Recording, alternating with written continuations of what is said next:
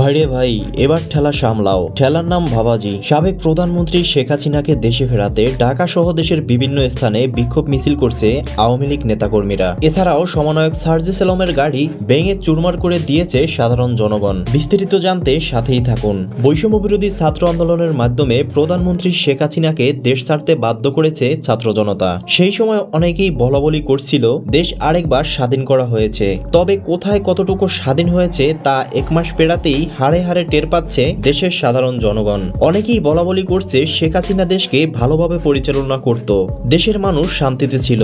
এদিকে সাবেক প্রধানমন্ত্রী শেখ হাসিনাকে সুষ্ঠু মর্যাদায় দেশে ফিরিয়ে আনতে রাজপথে নেমেছে আওয়ামী লীগের নেতাকর্মীরা। আর সেখানেই সমন্বয়করা বাধা দিলে তাদের গাড়ি ভাঙচুর করে। প্রিয় দর্শক, দেশের এই বিষয়গুলো আপনি কিরকম দেখছেন জানিয়ে দিন কমেন্ট বক্সে।